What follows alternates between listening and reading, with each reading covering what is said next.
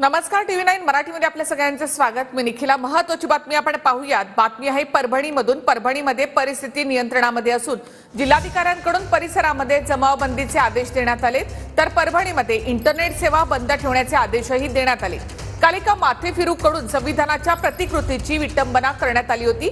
त्यानंतर आंदोलकांकडून काही ठिकाणी जाळपोळ आणि दगडफेक करण्यात आली, तर जमावाला पांगवण्यासाठी पोलिसांनी अश्रुधुराच्या नळकांड्या देखील फोडल्या होत्या।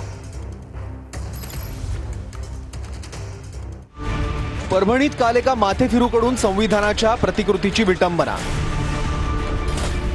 संविधानाच्या प्रतिकृतीची विटंबना केल्यानंतर आज आंबेडकरी अनुयायांकडून परभणी बंदची हाक।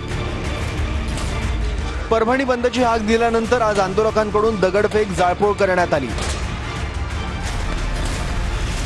आक्रमक आंदोलकांनी दुकानं आणि रस्त्यांवर जाळपोळ केली। आक्रमक आंदोलकांनी दुकानांचीही तोडफोड केली। दरम्यान त्यानंतर पोलिसांनी आंदोलकांवर सौम्य लाठीचार्ज केला। दंगल पथक घटनास्थळी दाखल झालं असून परिस्थितीवर नियंत्रण मिळवलंय। आंदोलकांवर नियंत्रण मिळवण्यासाठी दंगल पथकाकडून अश्रुधुराचा वापर। दरम्यान आक्रमक झालेल्या आंदोलकांनी पोलिसांवरही दगडफेक केली।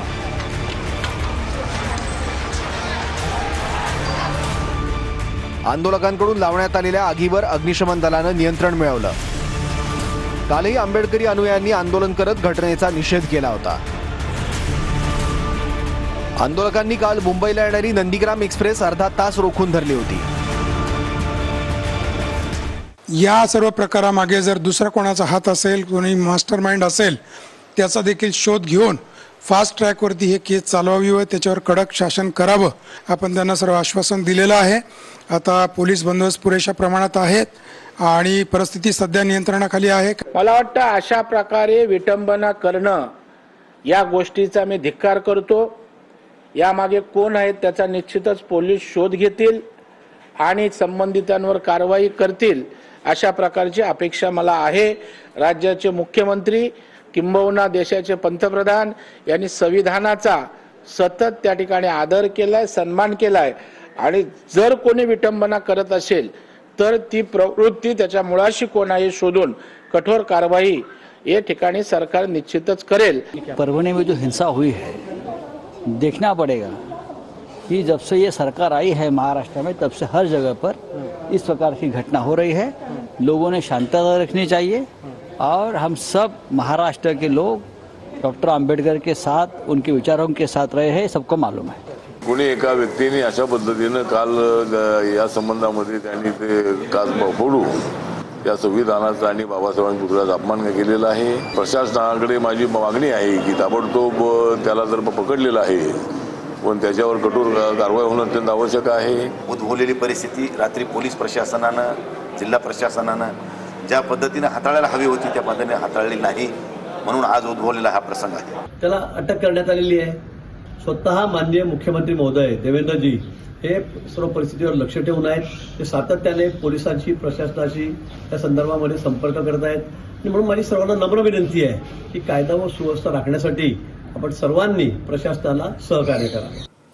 बीडच्या केजमधील मस्साजोग गावाचे सरपंच संतोष देशमुख यांच्या हत्येनंतर आरोप प्रत्यारोप सुरू झाले। दहशत माजवणाऱ्यांना प्रशासन आणि काही नेत्यांचं संरक्षण आहे, असा आरोप दादा गटाचे आमदार प्रकाश सोळंके यांनी केलाय। तर बीडमध्ये कुठल्याच प्रकरणामध्ये पोलीस तक्रार घेत नाहीत, अशी टीका आणि आरोपही संदीप क्षीरसागर यांनी केलाय। वस्तुस्थिती न बघता सुद्धा पोलीस स्टेशनला बोलून सुद्धा काही उपयोग नाही, त्यांच्या मनाप्रमाणे सगळे गुन्हे दाखल करतात। म्हणजे हा प्रकार पूर्णपणे चुकीचा आहे आणि ठीक आहे, आम्ही विरोधी बाकावरती उद्या अधिवेशन सुद्धा आहे, ह्या गोष्टीमध्ये आम्ही गप बसणार नाही। इथं तुम्ही म्हणताय तसं दुर्दैवाने मागच्या लोकसभेच्या निवडणुकीपासून कुठेतरी सामाजिक सलोखा बिघडलेला आहे आणि त्याचा परिणाम आता सर्वसामान्य माणसाला भोगावं लागतात की काय अशी परिस्थिती झालेली आहे। ते खरं म्हणजे सामाजिक सलोखा बिघडू न देण्याची जबाबदारी सर्व राजकीय पक्षाची, सर्व नेते मंडळीची आहे। पंकजा मुंडेंची शासनाकडे मागणी। मस्साजोग हत्या आणि परळी अपहरणाचा तपास विशेष यंत्रणेमार्फत व्हावा। दोन्ही घटनांचा तपास विशेष यंत्रणेमार्फत व्हावा। मुख्यमंत्री देवेंद्र फडणवीसांसोबत स्वतः चर्चा करणार. आता वळूयात पुढल्या बातम्यांकडे. मागील 2 ते 3 दिवसांमध्ये राज्यात मोठ्या प्रमाणावर गुन्हेगारीच्या घटना घडलेल्या आहेत. पाहूयात. गेल्या 96 तासातल्या घटना, गुन्हेगारांचा सुळसुळाट. तारीख 9 डिसेंबर. पुण्यातील हडपसरचे भाजप आमदार योगेश टिळेकरांच्या मामाची अपहरण करून हत्या. 10 डिसेंबरला त्यांचा मृतदेह शिंदवणे घाटात सापडला. पवन शर्मा नावाच्या व्यक्तीला अटक. शेजारच्यानं वैयक्तिक वादातून त्यांच्या हत्येची सुपारी दिल्याची माहिती पोलिसांनी दिली. 9 डिसेंबर. बीडमधल्या केजच्या मस्साजोग गावचे सरपंच संतोष देशमुखांची अपहरणानंतर हत्या. गावी परतत असताना त्यांची गाडी अडवून हल्लेखोरांनी त्यांचं अपहरण केलं. काही तासांनी संतोष देशमुखांचा मृतदेह मिळाला. 4 दिवसांपूर्वी खंडणी मागणाऱ्यांच्या विरोधात तक्रार दिल्याच्या रागातून हत्या झाल्याचा संशय. तारीख 10 डिसेंबर. दुसरीकडे परळीत व्यापारी अमोल दुबे दुकानातून घरी परतत असताना 5 जणांनी त्यांना मारहाण करत अपहरण केलं. त्यांच्याकडून 2 कोटींची खंडणी मागण्यात आली. व्यापारी दुबेंनी 3,84,000 रोख आणि 10 तोळं सोनं देऊन स्वतःची सुटका करून घेतली. तारीख 10 डिसेंबर. चंद्रपूरच्या चिमूरमधील बेपत्ता महिला व्यापारी अरुणा काकडेंची हत्या झाल्याचं समोर आलंय. 15 दिवसांपूर्वी त्या बेपत्ता झाल्या होत्या. काल नागपूरच्या बेसा इथल्या निर्जन स्थळी त्यांचा मृतदेह आढळला. गळा दाबून काकडेंची हत्या केली गेली. हत्या प्रकरणात खुद्द बडतर्फ पोलीस कर्मचारी नरेश डाहुले याला अटक करण्यात आली.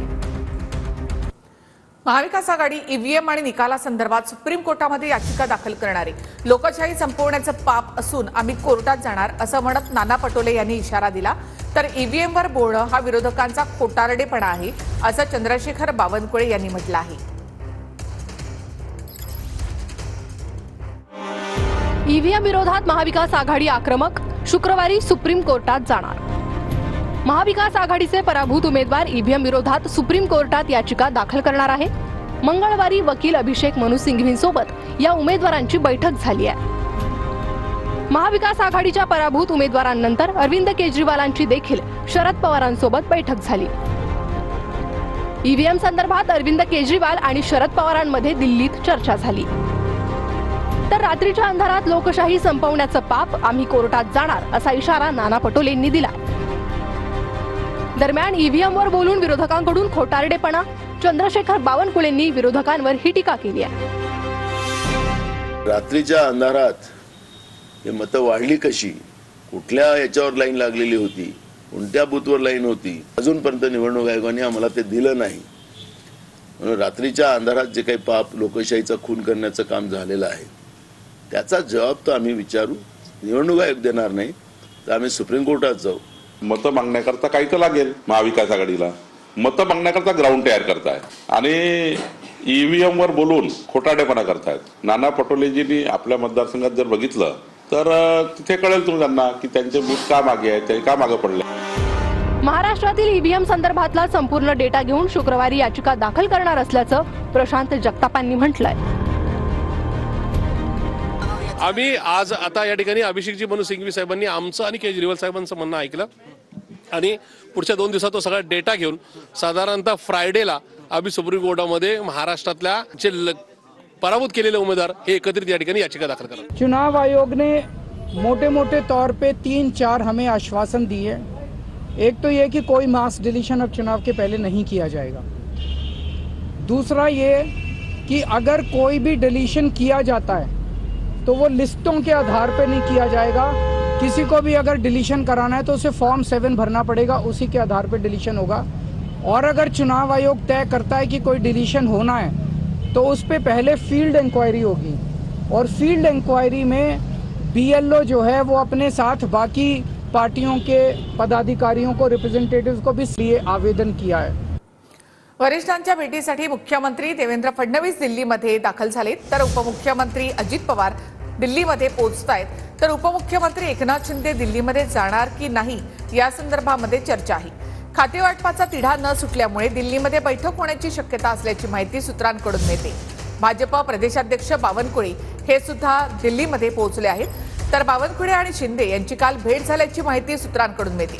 काही खात्यांवरून समन्वय नाही आणि त्यामुळे मंत्रिमंडळ विस्तार रखडल्याची चर्चा आहे. अद्याप भाजपची यादी सुद्धा फायनल झाली नाही अशी माहिती सूत्रांकडून मिळते. तर 1 ते 2 दिवसामध्ये विस्तार होणार असा दावा संजय शिरसाट यांनी केलेला आहे. तर हे दृश्य आपण इथे पाहतोय की देवेंद्र फडणवीस हे मुख्यमंत्री झाल्यानंतर पहिल्यांदाच दिल्लीमध्ये गडकरी यांच्या निवासस्थानी गेले होते. त्यावेळेला त्यांचं असं स्वागत गडकरी यांच्याकडनं करण्यात आलं.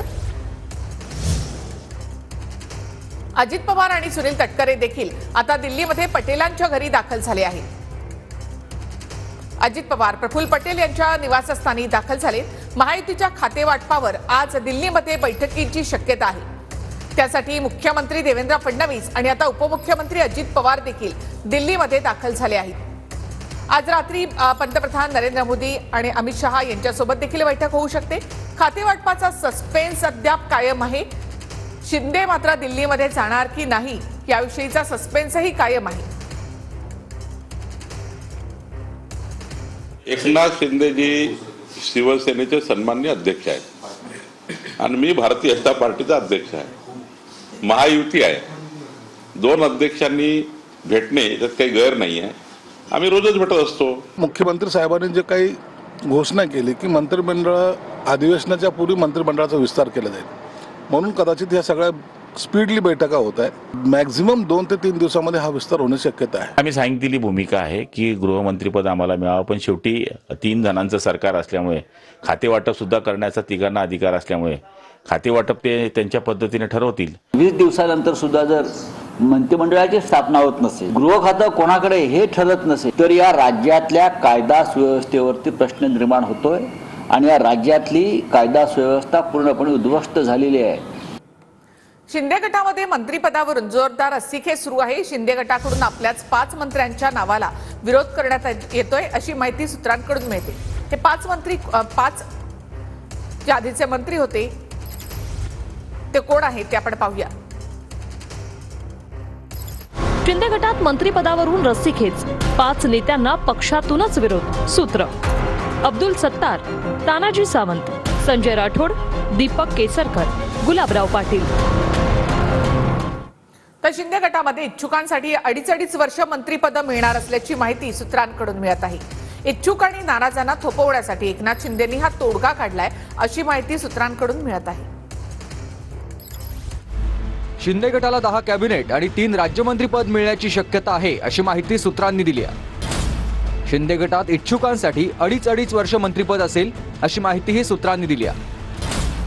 प्रथम संधी मिळाली अशांना 2.5 वर्षानंतर पदमुक्त केलं जाईल अशी माहिती सूत्रांनी दिली आहे. मंत्रिमंडळात नवीन चेहऱ्यांना संधी देण्याची मागणी आहे. ही आमदारांनी मागणी केल्याची माहिती सूत्रांनी दिली आहे.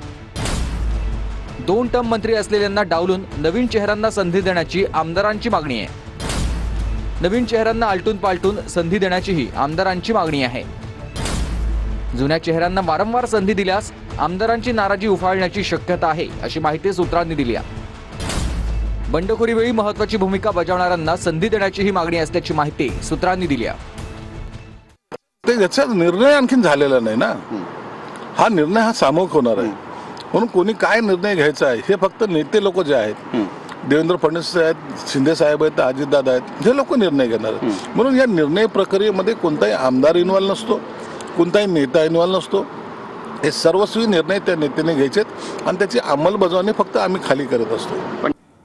महाविकास आघाडीमधील काही खासदार भाजपच्या संपर्कात असल्याची माहिती सूत्रांनी दिली. भाजप महाविकास आघाडीला धक्का देण्याच्या तयारीत आहे अशी माहिती समोर आली आहे. भाजपकडून महाराष्ट्रामध्ये मिशन लोटस राबवलं जाणार असल्याची शक्यता वर्तवली जाते.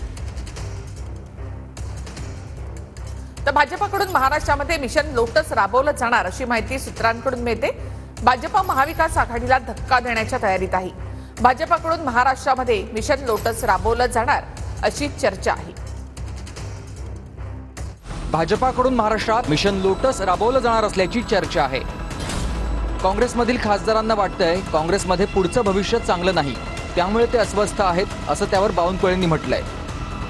तर आमचे खासदार आमच्या सोबत आहेत आणि ते कुठेही जाणार नाहीत असा विश्वास नाना पटोलेंनी व्यक्त केलाय. त्यांच्याच कार्यकर्त्याला आणि नेत्यांना असं वाटतं, निवडून आलेल्या खासदारांना, की काँग्रेसमध्ये राहून काही आता आमचं पुढचं भविष्य काही चांगलं नाही.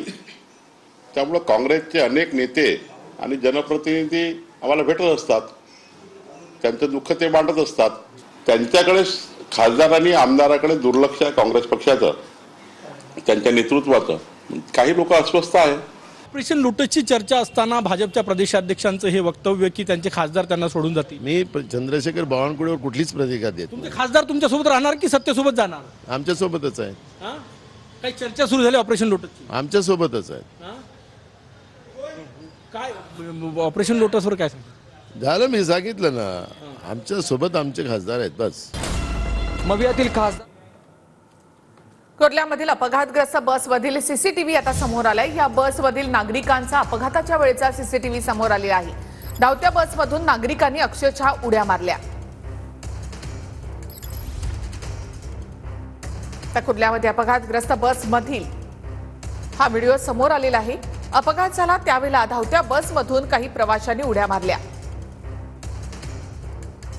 तर किती वेगात ही बस होती ते यावरून दिसून येतं. कुर्ल्यातील अपघातग्रस्त बसमधील हा सीसीटीव्ही आहे.